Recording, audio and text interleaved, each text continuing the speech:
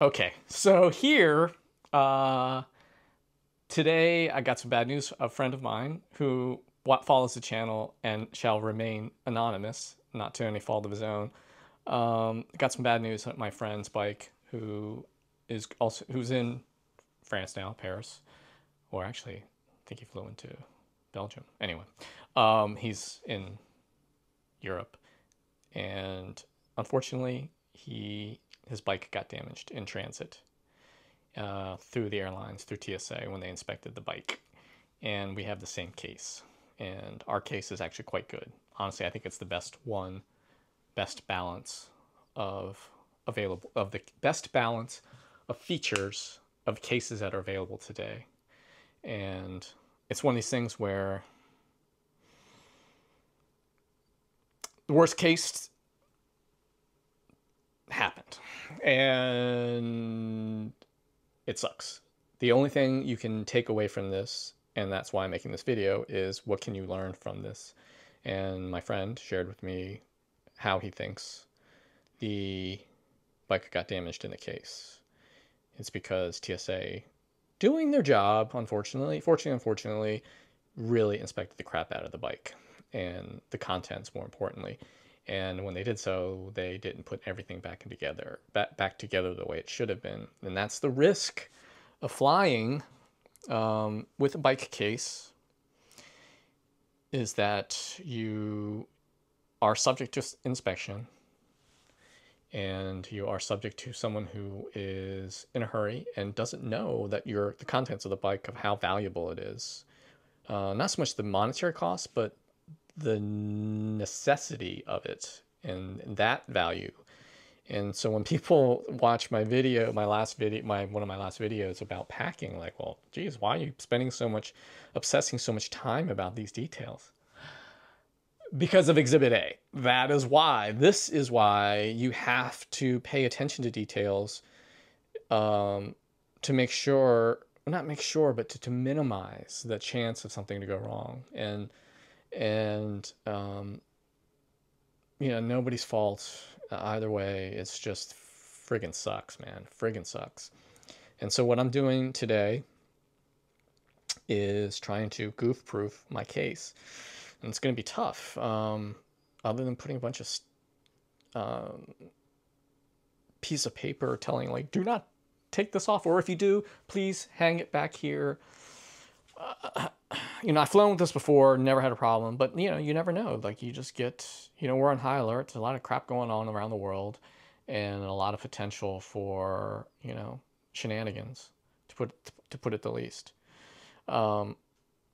So that's what I'm going to do today, and let me is try to goof-proof this, And the irony was I never considered how the damage occurred, of that being an issue. But there you go. That's why it goes to being prepared for the worst. The irony is, and I mentioned in my video about packing my bike, was I'm kind of concerned of how the helmet is going to fit into this, and now I'm kind of thinking maybe I should put it in my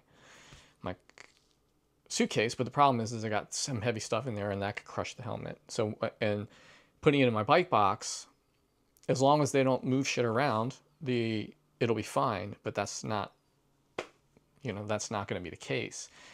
And so that was one of the things I was going to work on the next couple of days, is trying to secure the helmet, but also securing it enough, but also leaving it so it can be removed and put back into place. So that's what I'm dealing with today. And this is what I'm going to try to do right now, is find out how I'm going to pad the bottom of my case, which typically, if they didn't remove the frame, would not be an issue. And let me show you what I'm going to do. Let me flip the camera. I'm going to take some cork tape, and pad these bolts, these nuts here that hold the wheel in. They're capped nuts to keep the protruding threads from piercing something. But that's the irony, is that it still caused damage. So I'm going to try to fill in the gap and just kind of pad that. Whether or not this can help, I don't know. And I'm going to also line the bottom. And that is why it's important when you you buy a lot of stuff, like I do, is to keep packing materials. I mean, honestly, I'm kind of like a pack rat in that regard is that I've got all kinds of airbags, which they don't use anymore. Those little plastic bag pouches that they're perforated and you tear off to fill up Amazon packages. And so I fortunately kept some of them, but now I notice they don't really carry it anymore. And what I think I'm going to do is just line the bottom of this with pad or airbags, just because the airbags don't really, well, they don't really weigh anything, and hope for the best. If anything falls on it, it won't, it'll be an airbag cushion. So let me flip the camera back around. 1, 2, 3. Yeah, so that's what I'm going to do today. Yeah, sucks. And that's the thing. Is you know, sometimes I think for the last couple of days I think I've thought of I overthink things, but this is precisely why I overthink things, to help prevent stuff like this from happening or minimize the chance again. So yeah, thanks. Let me continue to pack this and see what's what. So what I did was I took cork tape. If you don't know what this product is, it is awesome, and it's a tape that's made of cork and some kind of bitumen, some kind of binder. I wouldn't necessarily call it adhesive. It's almost kind of tar-like substance, or bitumen, I guess is the best way to do, and that binds the bits of cork together. And the reason why I have it is because we use this in the AC industry to insulate pipes, because cork is a great insulator, and this never dries, and so it stays malleable and insulates, and you can wrap it around parts and create an airtight seal. But in this case, what I'm doing is using the cork tape to cover up the exposed nuts, cap nuts, and if something falls on this and inside falls on this, the cork tape is actually kind of tacky, and it'll never dry. And whatever falls on it is going to kind of stick to it, if that makes sense. And I don't know if it's going to help, but if it's going to fix the problem, but it'll help prevent anything from like constantly shaking around. At least that's the theory. And what I'm going to do is, like I mentioned, I thought about putting, the foam like I showed here. The problem is that they're going to probably lift that up to inspect it. So this is the beauty of using the airbags, is that they might pop. Ooh, and this is the advantage of this, is that it'll make it stick. It might line the whole bottom, make a strip of the cork tape. And what I've done over, again, save this packaging. My Betsy probably thinks I'm crazy for having these plastic bags full of plastic bags, is that it's for things like this. If I'm shipping something that's of value, I want to have some kind of protection for it, as opposed to wadded up paper bags. And unfortunately, these bags are kind of deflated. But I might have to go with this really robust piece and cut this down into lengths and put some cork tape down and try to use it as adhesive to hold this down. But yeah, so that's what I'm dealing with. Hopefully this works. At least I tried. I was able to tear that sheet of airbags into thirds, and I'm just going to line it like that and hope for the best. And also I have this piece of EVA foam, very, very soft EVA foam, that I'm going to cram underneath the bottom bracket, or maybe even tape it or strap it to the bottom bracket, underneath the bottom bracket, to give the frame some extra cushioning in case it does fall. But the damage on my friend's frame occurred in the back part, so the frame basically pivoted. So having something underneath your bottom bracket, though it will protect the, let me show you that.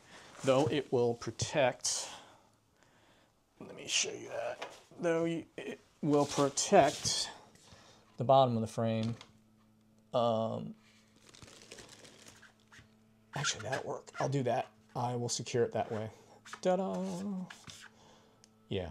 And the irony is I have a couple straps, long straps, that I could use for this. And in fact, this is me buying crap and wondering why I buy it, but then now I find uses for it. I was in Aldi, and they had these adjustable fastener straps. I think a 6-pack in here, as you can see.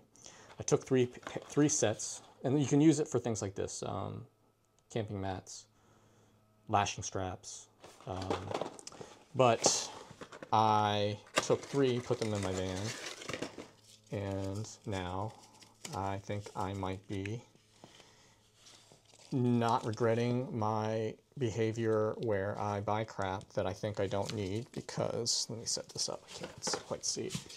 What I'll do here is, see, it's things like this where I wonder like how weird I am, but then it's things like this happen and it makes me grateful that I am freaking OCD.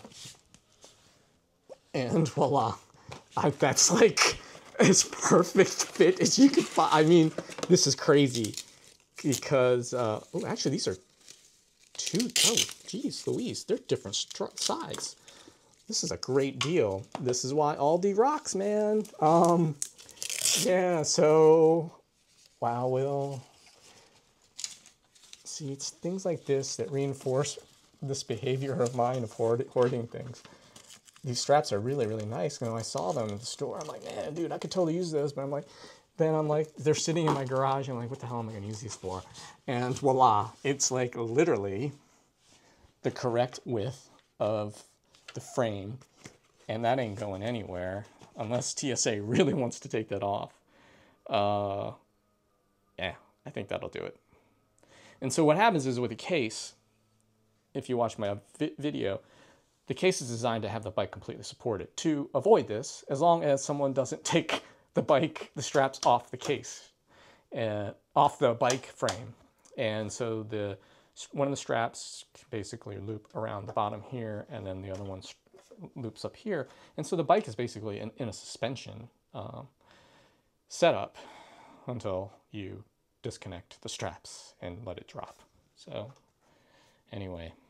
Oh, and here's the funny thing is, in my review, in my video about saving weight inside the case, I was debating whether or not to take away my Campagnolo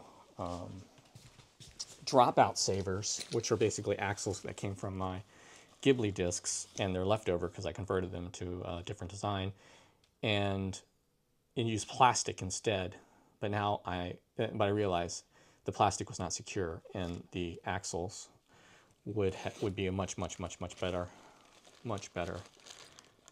solution. And I'm glad I didn't. I don't know why I have to show you a bag that you can't see the contents. I was glad I saved these axles because A, they're wicked expensive and crazy cool, but have no use for me on the bike or the wheels anymore. But they are great dropout protectors, and these prevent any damage, well, not any, but help prevent damage from a lateral load against the frame while it doesn't have wheels on it. So it keeps the fork from being scrunched, and it keeps the rear dropout from getting scrunched also. So yeah, stupid things you have to think about when you're a bike racer going to the World Championships. It's a good problem to have, but still, when you're someone who obsesses about stupid details, the details don't necessarily end up being stupid at all.